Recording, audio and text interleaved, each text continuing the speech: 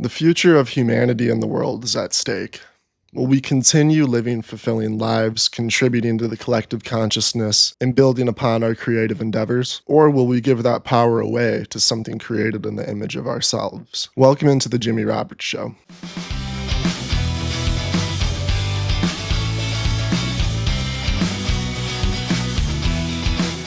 So this is going to serve as sort of a public service announcement to writers and creatives.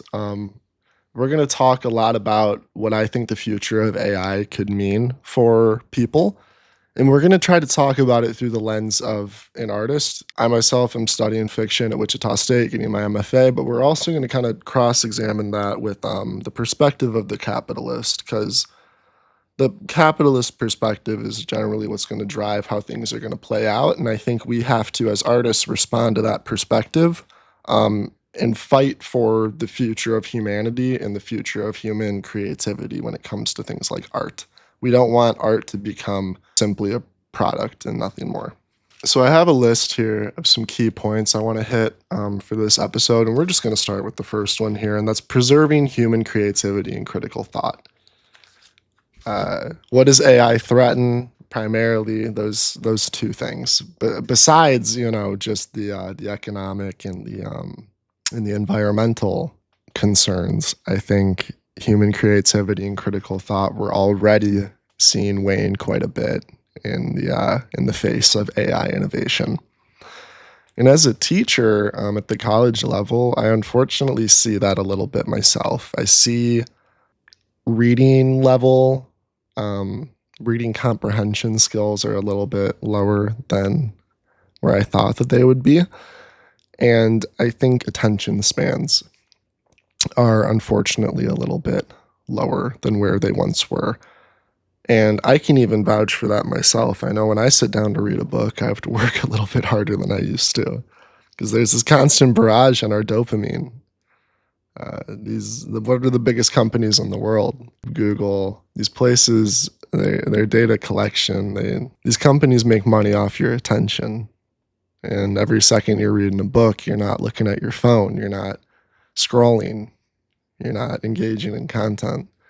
And I understand the glaring juxtaposition here with me talking on YouTube, having a podcast, and also being like anti the machine, anti-technology, blah, blah, blah. But, gotta get your thoughts out somehow. Can't be perfect, everybody. I'll just go etch my thoughts in the sand on a beach and the waves can come and blow it over or wash it over. That'd actually be kind of poetic. I might do that. That'd be a good video idea. I could write things that I really care about and then let them go by way of the wave. All right, so much for that hippy dippy shit. Let's talk about creativity and why it's so important that we still maintain creative pursuits and just creative hobbies, even though AI exists. Everybody and their brother kind of has some sort of creative outlet account, whether it's a blog, whether it's a Finsta, whether, whatever it is. And an online projectional space of our self is, I guess, what I'm trying to say, but in grounded example terms. We all exist in that vat or whatever it is, in that internet, somehow, some way. And every time we're doing that, that's not really what I want to talk about, though. I really just want to talk about preserving human creativity. And why does AI threaten that? Why do I think AI threatens human creativity? Why do I think AI threatens human creativity? Because it does. I mean, it just does. I went to a museum and, God, where was I? I wasn't in Wichita. Where the hell was I? I don't remember where I was. I might have been in Europe. This could have been on the trip I went with my ex, but I kind of blocked that out of my memory. We're at this museum. We go to this exhibit that's AI art, and I'm already pooping my pants a little bit about it. That's a horrible. I'm already kind of off kilt a little bit about that. I'm like, come on, why is this in an art museum? And we go in there and we connect our phone to this like interactive exhibit thing. And all we have to do is enter a few keywords and then the AI will generate our masterpiece. And you know what? Damn it. Mine was pretty cool. It was a cave because I said some like fucking allegory of the cave shit. But then I was like, have man emerging from the cave and have it look like Wanderer Above the Sea of Fog, the classic existentialist painting that's super famous. And so it was kind of like that. And I was like, damn, I couldn't do that, but it was my idea. But this is the problem. Is AI gonna be the executioner of all ideas now? And humanity is just relegated to brainstorming? Because the point of being an artist is to take what's in the mind and figure out a way to bring it into the world. And if we give that power away to a machine, then what are we really doing? We're not doing anything at all. We're just sitting on our asses thinking. And I fall into that trap quite a lot because thinking is important, and I'm not saying thinking is not important, but but what makes you a human is taking those thoughts and doing them. What makes you an artist is taking those thoughts and creating art, figuring out a way to express yourself. And it's hard. There's a reason why painting's hard. There's a reason why masterpieces are few and far between. And in sort of a not, and I'm thinking about this kind of because I've been reading Marcus Aurelius's meditations quite a bit, but in a stoic sort of mindset, me as an artist, you as an artist, if you are one, should view that as nature's calling, such as that Marcus Aurelius viewed him being a just emperor as his. And you can argue if he was that or not. I think he was good pertaining to the time in which he existed. But let's get back to it. It's it's my it's my stoic duty, or even my Sisyphusian duty, if you want to view the quest to create perfect art as a boulder that you're pushing up a mountain that you'll never reach the apex of. But isn't that what being a human is? It's trying and trying and trying and building and creating and never reaching the apex. And when we just take away that process of building and give it away to a machine, we unfortunately lose a lot of what makes us human, a lot of what makes us artists, and that's the ability to translate our thoughts to the world. Translation is key here. We think in symbols. Most of us. The eccentrics, I would say, think in abstractions that go beyond symbols. And the point of art is for those eccentrics to figure out symbols that can communicate those uncommunicatable ideas and bring them into the world, and then the world is changed. And that's what fulfills a soul. That's what fulfills a society. I don't want to give that away to machines. And especially machines that aren't even going to try to create transcendental art. They're going to try to create capitalistic art, art that'll sell. And we talk a lot about class consciousness and that people need class consciousness in the country and in the world at large. I think people need critical thought consciousness, or maybe that's a little too. I don't want to sound like I'm talking down to people because it's not like I could use everybody can use more critical thought. I'm not saying that I'm like some like highbrow thinker or whatever. I guess what I'm trying to say is people need symbol consciousness. People need to understand things like language, things like religion. These are symbols that we use to understand the world around us and to communicate ideas that in which would be uncommunicatable without to others. And once you can see those things as mechanisms and not as truths, you'll really enter the mind of an artist. And if you want to talk about religion, I'm not the most godly person, but I think the universe created a seeker and not a follower. And if you want to code that in a more traditionalist language, God created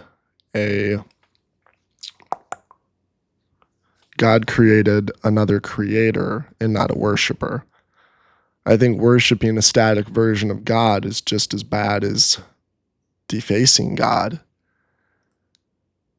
Because a static version of God, if we all just kind of went with that, then we would still be way back in the day where our deities represented. And I know I talk about the weather a lot as that reflection, but that's the best example. So I'll just repeat that again. I was going to try to come up with a new one, but that one's good. And to renunciate the point, when weather systems were gods, I don't think people understood that those gods were symbols. Now we could look clearly back on that and be like, oh, Zeus was a symbol for electricity, thunder, and other things that were attributed to him, but that's the mythos or whatever. And once you enter that mindset, I think a lot of control over your mind and your thoughts. You're no longer operating within a framework that you were born into, but you're operating within a framework that can look at that framework and be like, oh, it's a framework.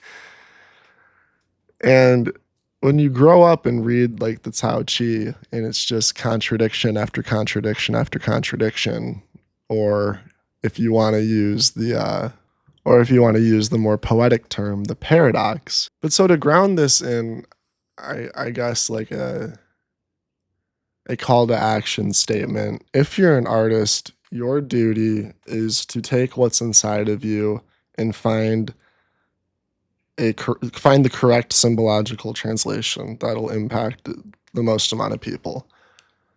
And machines are a direct threat on our expansion of organic symbological evolution. Because that is the story of humanity. It's us challenging our notions and expanding our symbols, thus expanding ourselves. And we don't want to return to a dark age period where all of us exist inside of ourselves with feelings, but no symbol tools to express those feelings. We're not doing it. The machines are doing it for us. So we could be, quote unquote, doing and saying the most complex things, but we're not really doing it or saying it or communicating it. The machine is doing the work of the artist. The machine is then doing the work of the human. Because even if you're talking about like a relationship, I mean, this goes deeper than art.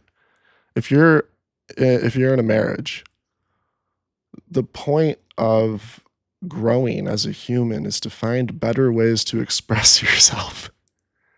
And the point of growing in a relationship is finding deeper and better ways to express things like love, collective understanding, respect, purpose. When you meet somebody, the symbols are pretty basic. You get small talk.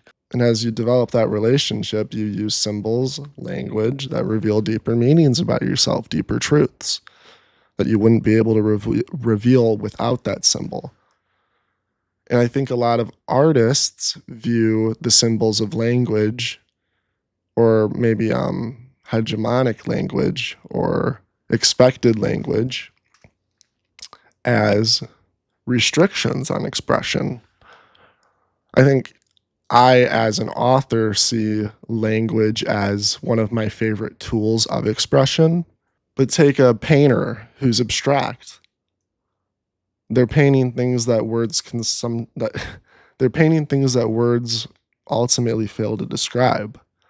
And so when I talk about preserving human creativity, I'm talking about preserving the skill of symbological translation, being able to take what's inside of ourselves and express it to the world in a coherent and beautiful and thoughtful way.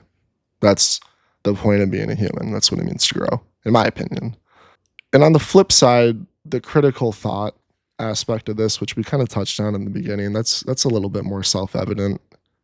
I think the more and more you give away your autonomy to a machine, the less and less you're going to be making decisions for yourself, having thoughts for yourself.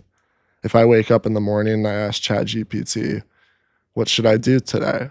I'm not using my brain to critically think about what I should do and why I should be doing it. This machine's doing it for me. And then you kind of become a slave to that master. And if those are two offensive words, you become a listener and the machine becomes your leader. So let's transition into the commercial intrigue of AI to boost creative proficiency and output, and why, as artists, you need to fight against that, and why it's almost self-sabotaging too, because of the capitalist consumerist society we live in, but why it's also important too if you believe, I don't know, in the future of humanity, in the future of humanity's ability to think and express. So let's transition into the allure of AI to boost creative proficiency and output and to boost commercial production. I think as artists, we're under immense pressure right now to produce. We're under immense pressure to establish our names before this oncoming AI assault on content kind of fully blasts off. And you could argue it already has. The internet, I would argue, is already mostly AI, at least the content that's generated. I think publishing houses are still doing a good job of trying to vet out AI, but we've already seen places like ESPN, their sports writers have published articles and have been caught for using AI. And the problem is, if people are already doing it now with really shitty chatbot programs, people are going to do it, of course, when these programs get better. Because unfortunately, we live in a world where people would rather be a published author than write a book. People would rather be a famous actor than act for the love of acting. When you live in an output focused world and not a journey focused world, better put, maybe a destination focused world and not a journey focused world, writing the book becomes a lot less important than the product of the book. Because if this book can't sell, then what is it? How does it have any value?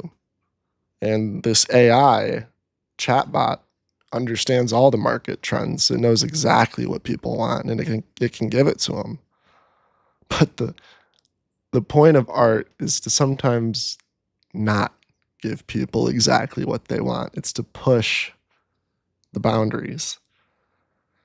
And that's not always rewarded in a capitalistic system. It can be rewarded if the author presents the information in a way that still connects with certain literary expectations, with certain reader expectations. And sometimes the writing's so good you can really not give a fuck about any of it. But that's one in a million type people. And who even knows if somebody like Shakespeare came along today, if his ingenuity would just be gobbled up by quantity. And that's the problem with artificial intelligence. You get quantity over quality. And that's the problem with maybe capitalism. When it comes to art, you get a quantity of expectation and not a quality of new boundary. When you go to the movies, it's all remakes, reboots, or franchises. You're not getting things that redefine expectation. But that's the role of the artist, isn't it? To have thoughts on the inside that push humanity forward and find the correct symbols to express that. And that's the role of, and I'm not just saying the artist is like the sole one responsible for that. The artist can't do anything without the interpreter or the reader or the viewership that takes the art and consumes it, interprets it, and then changes the world based on that interpretation. And if people don't have if people don't have media literacy because we've given all of that away to machines, then how will we move forward? If the answer to move forward is right there, but people don't have the literacy to interpret or grasp it. And this doesn't just have to be thought of in terms of art. We can push this to political theorists or leaders. You know, we can see critical thought and media literacy has taken a very downward spiral. Look at Trump in his tweets or his Truth Social posts or whatever. I mean, the guy is like a meme president. He doesn't even talk in like coherent thoughts. He's irrational. He's a bully. He's emotional, very emotional. And I think as we give away our autonomy is not really the right, our agency, that's a better word, as we give our agency away to machines, we really lack the mature intellectual capability to look at somebody like Trump and see him for what he is, a con man charlatan. When we're all kind of like intellectual babies, we can look at Trump and be like, oh, he's so cool because he's like drained the swamp, while, you know, all of his actions say otherwise. He's so cool because he says grab women by the pussy, and he says and he says they're eating all the cats, they're eating all the dogs. Ha ha ha! Isn't that so funny? He's so cutting edge. It's like, are those the boundaries we push now? And so when you have people who would rather be published authors than writers, when you have people who would rather have record deals than be singers or songwriters, when you have destination focused societies and not meaning focused societies, you lose a lot of what it means to be human. And again, that's the ability to take what's inside you and find the correct symbols to translate that to who's outside of you, other humans. And by finding the correct symbols to express the unexpressible, or what was unexpressible until that time, and we can call that the ineffable. There's the effable and then there's the ineffable. And when the ineffable becomes expressible, that's when humanity grows. It's when you grow. And I hate to see us give that away for money and for machines, because it is for money at the end of the day. The capitalist looks at what I'm saying and they just think it's a bunch of gobbledygook, because I don't think they see fulfillment in their lives in terms of growing their symbol proficiency. They look at it as growing their pocket, because what does growing your pocket mean? It means you can buy a lot more stuff. And that's something else we're going to get into is purpose here on Earth to grow as a human, or is it to get more stuff? And I think already our generation is philosophically shifting from accumulation to preservation. And if not preservation, sustainability. I think that's maybe a better word. I'm not against people having fun and people having toys. I just think we can do it in a way that's sustainable and not always so growth oriented. And so that's a lot of theory stuff. And let's move on and swap topics here. And I guess this kind of continues what we were talking about, but let's transition that into is not using AI self-sabotage in a capitalist society if you're an artist. And if you're a bad artist, I would argue yes, because if you can generate a lot of content and, you know, self-publish it, if you can tell ChatGPT to write me a 100 book series on, you know, some vampire race, and you publish that to some independent publishing site and you sell 100 copies, yeah, you made some money, but you're not an artist. But is it self-sabotage to not do that if we live in a world where we need money to survive? We need money to provide for our kids. We need money to educate ourselves. We need money to eat well. We need money for health.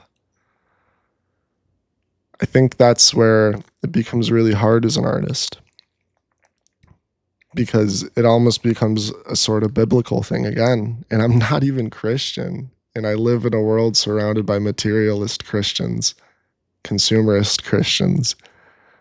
But I think just in the sense of like selling out for material gain is a legit thing that Jesus warns about. And me as a seeker and not a follower, me as an artist, and um, I mean, I don't think artists and capitalists are direct opposites. I think you can be a capitalist artist, but to be a true artist, you can't make art with the pure intent of like, how am I gonna sell this thing? I think you just have to make art that speaks to what you're trying to say about the world, what you're trying to add to collective consciousness. So you have to somewhat compartmentalize your duty in a consumerist society to provide for yourself and your duty as an artist to not sell out. Those are two very, very tricky things to manage, especially when artists don't make that much money in the first place, you know. Our world is dominated by shareholders and venture capitalists, business people who live in a different world. Their buzz terms are all about growth and quarterly forecasts and operating costs and balance sheets and all these different things. It's a world that's not the artist's world. The artist's world is very concerned about taking what's inside and translating it to outside. And you build that skill set over time, such as a capitalist builds their wallet over time and builds their knowledge and ability and how to build their wallet over time. And it's hard to be an artist when you have to manage both tasks, when you're in a world where capitalists only have to manage one. And you and an artist are almost self-sabotaging, not just being like a capitalist. And that's where you really have to sacrifice a little bit if you want to contribute to good. And there's a lot of ways to contribute to good. I'm speaking on this in terms of myself. I'm a writer. I want to write things that hopefully inspire humanity to grow and become, expand frames of reference, not keep them static, you know, demystify current gods and not keep them static. I want to ask questions that push people, not write predictable formulaic stuff that's already been done to sell. And there's nothing wrong with doing what's already been done. You can do that to translate your own ideas. That's a great thing. But when you're doing it to hit a market trend, I think you're not being an artist, you're being a capitalist, you're being a marketer. And we have to wear both hats. It's the world we live in. We're not, state funded. There's grants you can apply for, there's different things, but as AI grows and as consumerism keeps on doing its thing, people are losing that intrinsic value of art and are only seeing the value of it in what it produces economically. And I'm living that right now. I'm trying to publish a book. I'm writing a book right now.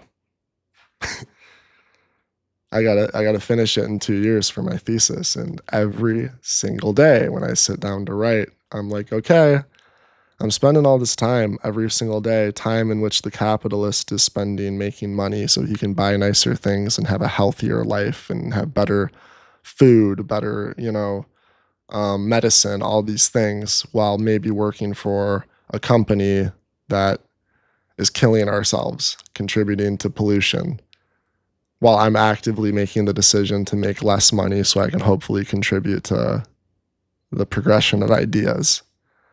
And it creates a sort of anger inside of me, but it's also like I have to lay in the bed I made.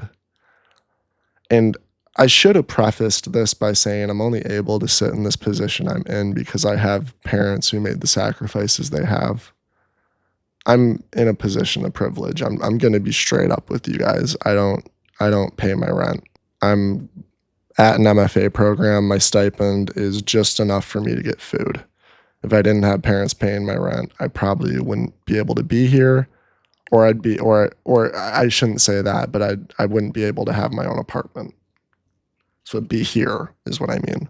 And I totally understand that position of privilege I'm speaking from, but from that privilege, it's like, okay, then I can maybe commit a little bit more to this artistic fulfillment because I do have shelter. You know, I don't have to just think like a capitalist and think about my stories in terms of how am I going to sell this. I can now think about my stories in terms of how will I progress humanity because of the sacrifices that my parents have made. My parents weren't in the position I am. They both grew up poor. And circumstance decides a lot of this for us. You know, if you grow up poor, you don't have the privilege like I do to sit back and make art. And it's not like I'm sitting back. I mean, I've had a job since I was 15. It's not like I've never been employed or in school. Right now I'm doing YouTube. I have an internship. That's beside the point. The position you're born into dictates a lot about the life you live and the thoughts you have, but getting back to symbol literacy, media literacy, and what's at the root of media literacy, symbological literacy. We need to develop that within people so they can recognize the freedom that they do have. You know, if you're the son of a rich man, maybe you don't have to spend your life just, you know, thinking and living in terms of contributing to consumerism. Maybe you can think in terms of contributing to humanity if you're a person who is artist leaning.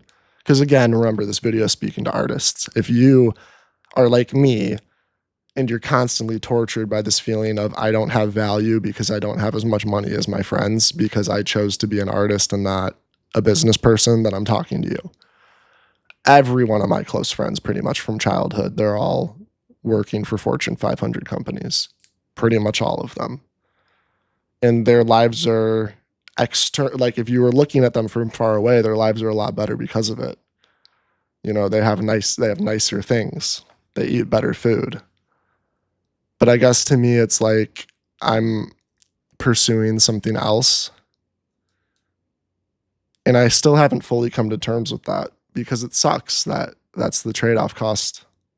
That for me to be a college professor, for me to try to be an author, I have to forego participating in a consumerist system where I would be eating a lot better food. I'd be making a lot more money. And I'm not blowing smoke on my ass. When I was 15, I had a tech internship.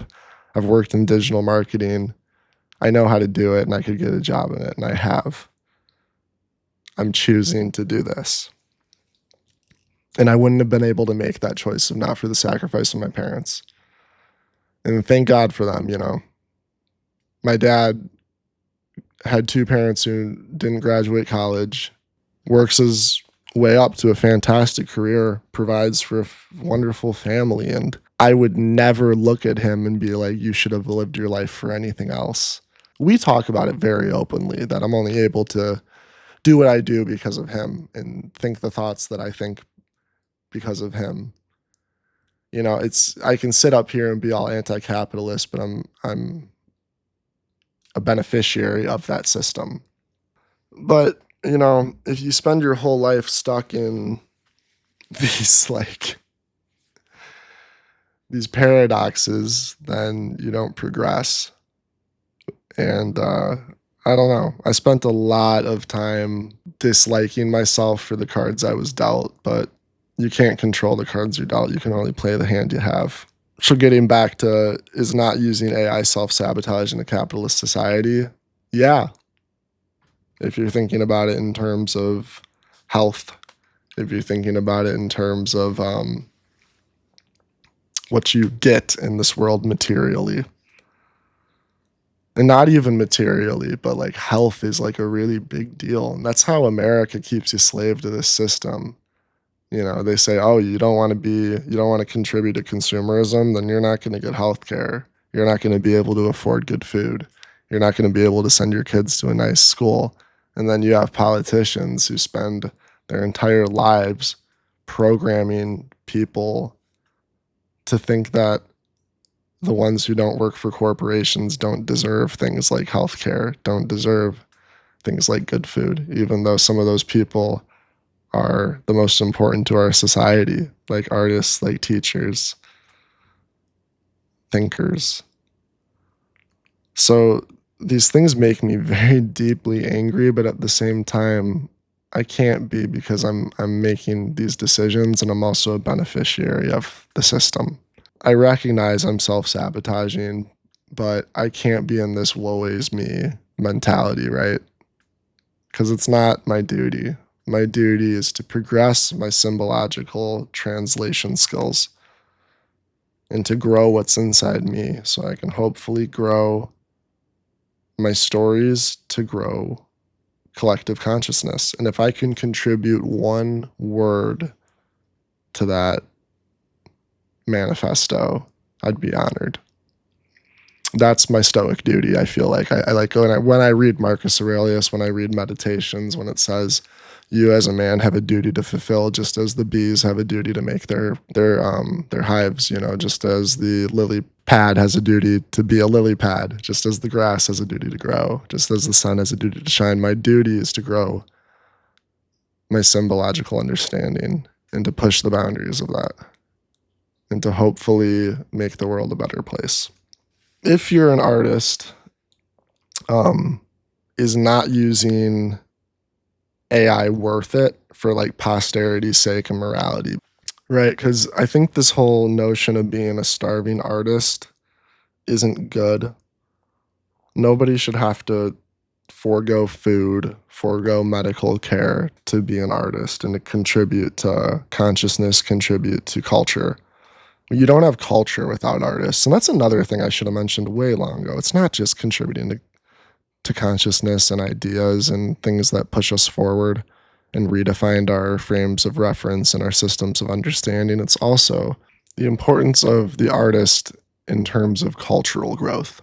We talked a lot about in terms of growth and how we think about reality, but culture, what gives life meaning, what makes people happy, what makes life joyful, it's not always products, right? It's ideas. And you shouldn't have to suffer because you chose a life to contribute ideas and not products. And I'm not saying people who make products shouldn't make a ton of money. They should. You know, good for them. You chose a life where you want to make a lot of money so you can have nice things, provide for your family, provide for your kids. And I get that. But don't act like you don't live in a world that's like removed from ideas. Do you not watch any movies? Do you not read any books? Do you not use English? What is our English language derived from? Artists. Shakespeare, like Shakespearean English is a literal like dialectical shift that you can study. I mean, it's just really sad to see capitalists talk down to artists, that they don't deserve things. And I'm not really asking for a lot. I'm asking for things like affordable health care and affordable food and affordable housing and the richest economy to ever exist. But when you have a society that doesn't really have class consciousness and doesn't have symbological consciousness, you can get brainwashed into thinking that, you know, BlackRock, State Street, and Vanguard should have ownership of over all of us. And if we're not contributing to companies that are within their web, that we don't deserve to have nice lives because we're not working hard enough. A capitalist will look at a poor artist and be like, oh, he must have not worked hard enough. Artists are the hardest working people I know. They are.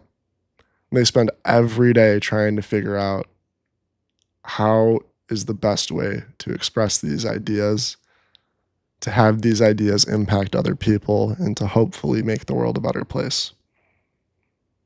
Doesn't that matter? And shouldn't that matter just as much as somebody who makes the internet a little bit faster, or somebody who makes a car a little bit lighter, or somebody who makes an airplane fly with a little bit less fuel? I think so. And I don't think that's a crazy idea for saying that. And that can be accomplished very easily. We already tax the upper middle class at unbelievable rates. If you're in the net worth of like 1 to 10, even 20 million, I'm not even really talking about you right now as like these people we need to come after or anything. And I'm not even saying we need to come after anyone. We just need a little bit of common sense.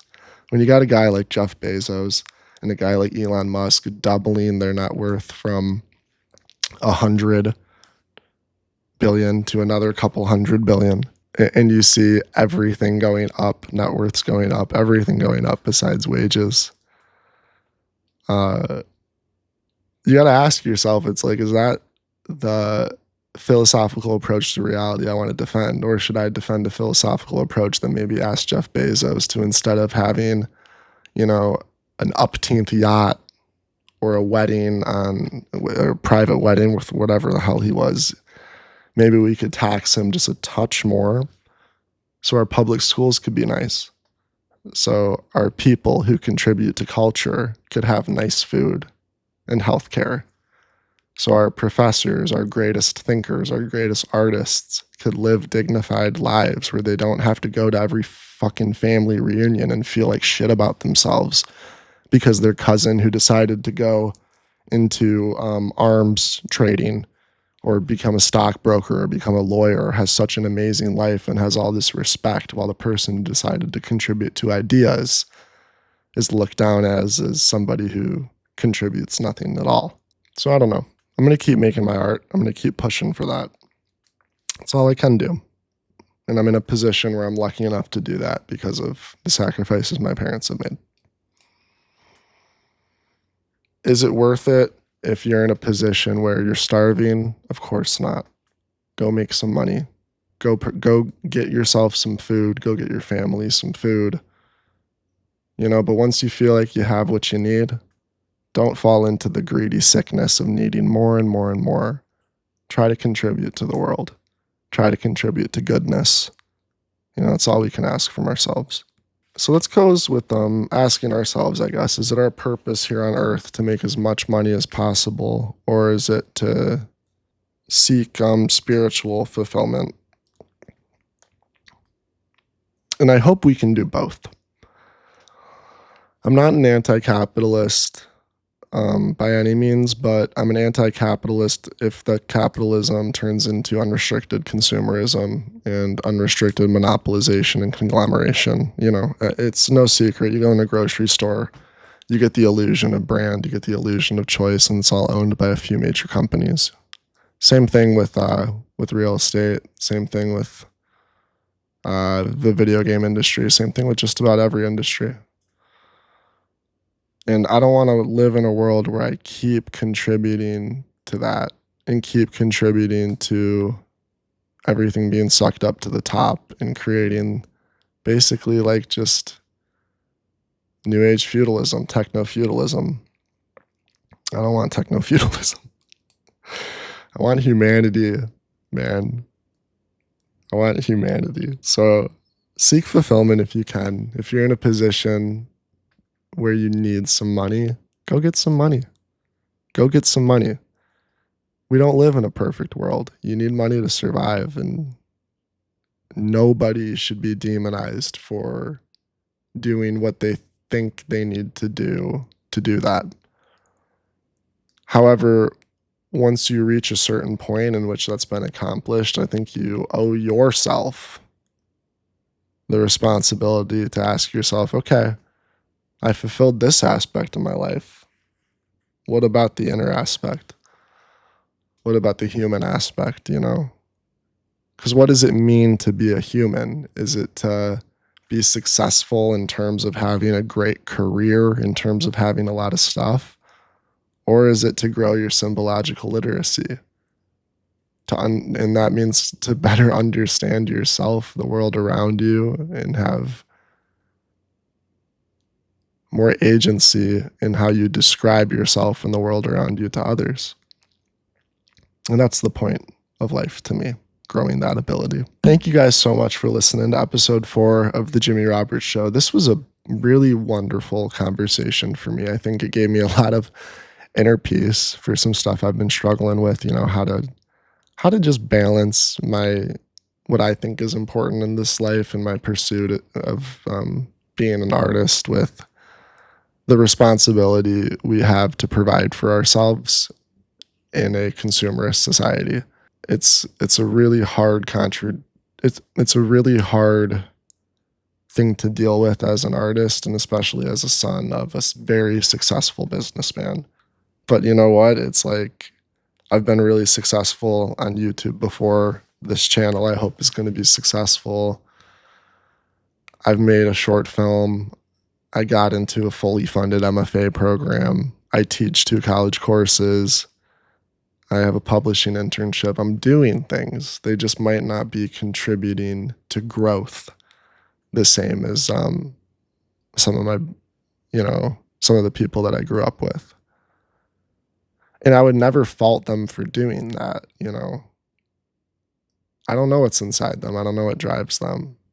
All I know is what's inside me and what drives me, and I'm able to have these thoughts and live the life I'm living because of the sacrifices my family has made.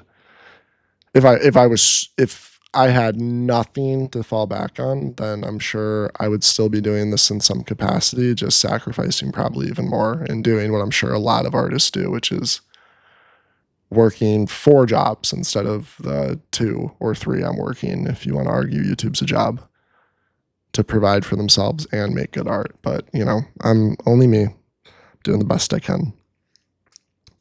Love you guys. Thanks so much for listening.